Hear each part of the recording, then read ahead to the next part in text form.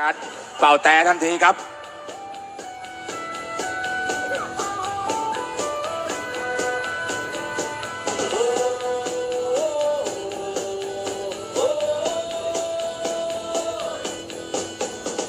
ครับคู่ต่อไปก็เตรียมพร้อมเลยเนาะหลังจากนั้นเราก็จะพักนะครับครับเทพสิริพรกับดาวพระศุกร์นะครับเตรียมพร้อมด้วยเรือออกมาแล้วแล้วจะพ่อแม่พี่น้องจังหวัดนครพนมจ๋าเหลือคู่นี้ที่ออกมาฟัดกันกระจุยกระจายคือสอนพาไอ้ว่านวิธีประดูทองลอกน้ำที่สองอยู่ฝั่งกันนี้กันเจ้าพ่อผู้หวายบ้านนับกรรมเอาแล้วว่าเที่ยวนี้พายต่อหน้าท่านรองผู้ว่าราชการจังหวัดนครพนมท่านรองลังสรรค์เขาพิลานนท์และก็ท่านภรรยาด้วยบนกำลังใจให้ดูด้วยว่านายกติวัฒน์เฉียวิริยะบุญญาก็เป็นกำลังใจให้ดูด้วยว่าเหลือเจ้าพ่อผู้หวายจ๋าพายต่อหน้าดร.สมชอบนิติพจน์นายกองค์การบริหารส่วนจังหวัดนครพนมเอาเจ้าพ่อผู้หวายจ๋าจะทำได้หรือไม่ประดูทองสอนพาไอ้ว่านกับพายมาแบบไม่ยอมไม่ฟังอีราคาอีลมอะไรนะครับต่างคนต่างฟัดกันแบบนี้พอมาเข้ารอบรองก็ต้องมีลำใดลำหนึ่งไปเล่นประเภทกอลำใดลำหนึ่งไปเล่นประเภทขอเอาแล้วว่าอัดมาหัวเหลือขยมเอาไปไหนก็ในหัวยังไม่มีไก่เคาะในท้ายพี่โก้จ๋าพี่โก้เมื่อไรจะเปิดมองไปในพี่โก้ยืนแบบตามระเบียบพักแบบเมื่อวานอันหรือไม่ถ้าแกตามระเบียบพักเมื่อไรเจ้าพ่อผู้หวายกระโดดใส่หนีแกแน่ๆเอาแล้วว่าเที่ยวนี้เจ้าพ่อผู้หวายเหลื่อมล้ำเล็กน้อยถึงปานกลางจะทำได้ไอ้เป็นไงสอนไผ่วาดพยาตีปี้มันจะตามเจ้าพ่อผู้หวายทันหรือไม่ทันไม่ทันบอกว่าระยะอันตรายแน่นอนว่าแล้วสอนพายวาดประดูทองบอกว่าเริ่มใส่ขึ้นมาเริ่มเร่งเกียร์4บี้ไปที่เกียร์5เข้ากระหกกระดกไปที่เกียร์7ว่าแล้วเจ้าพ่อผู้หวายเริ่มไล่ขึ้นมาบอกว่าเริ่มหนีมาว่าแล้วหัวเรือเริ่มจะสมันเกินเสมอกันว่าแล้วสอนพายวาดวิ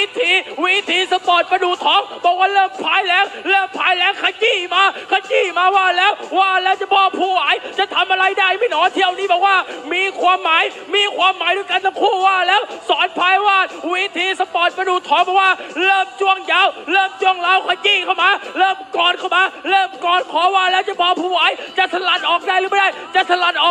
พ่อผู้หวายเริ่มตีแหลกแสงมาว่าแล้ววิธีสปอร์ตสอนพายวาดประดูทองบอกว่าได้ท่าได้ทีเริ่มขยี้เข้ามา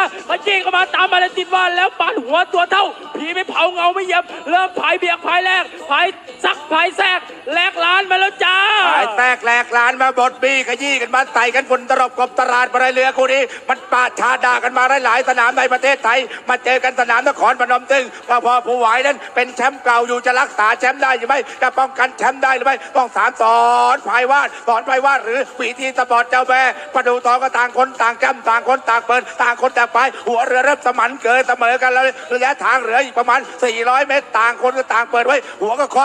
าะท้ายก็เปิดด้วยกันทุกคู่ว่าแล้วตอนนี้เริ่มใส่กันแล้วใส่เกียร์4เกียร์5เกียร์6กระโดดไปเกียร์7เกียร์8เกียร์ตกน้ำยังคว้าเกียร์มาไต่ไปได้ว่าแล้วเหลือทั้งสองกอดคอจูจีดูดี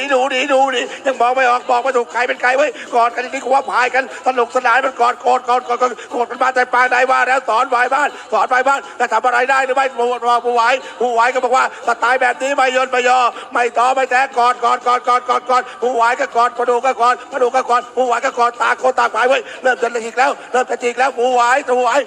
ริ่มจะหนีแต่ประดูบอกว่ากอดไว้ประดูกอดไว้ประดูไม่ให้หนีผู้หวายจะหนีออกไปประดูก็จี้กันมาประดูกอดล็อกคอไว้ประดูเริ่มล็อกแล้วเริ่มจะตีเข่าแล้วประดูกอดออกมาจะกอดอยู่ไหมประดูจะกอดอยู่ไหมผู้หวายหนีแล้วจ้าผู้หวายจ๋าทั้งสองลำกรอดมันติเดี๋ยวอะไรแบบนี้หูจีแบบนี้เหลือคู่นี้เจอกันมาทั่วประเทศไทยมาเจอสนามนครพนมท่านผู้ชมโดยเฉพาะท่านรองผู้ว่าและผู้นำต่างๆนั่งไม่ติดแล้วเหลือคู่นี้มันจูจีอะไรแบบนี้ตอนไหนว่าจ๋าเอาแล้วผู้ว่าไอ้ขวัญใจดร.สมชอบนิติพจน์เอายังไงผู้ว่าจ๋าถามอัดไม่ทันตอนไปวาดพยายามหนีไปไปวาดหนีไปไอ้ผู้ว่าจี้มา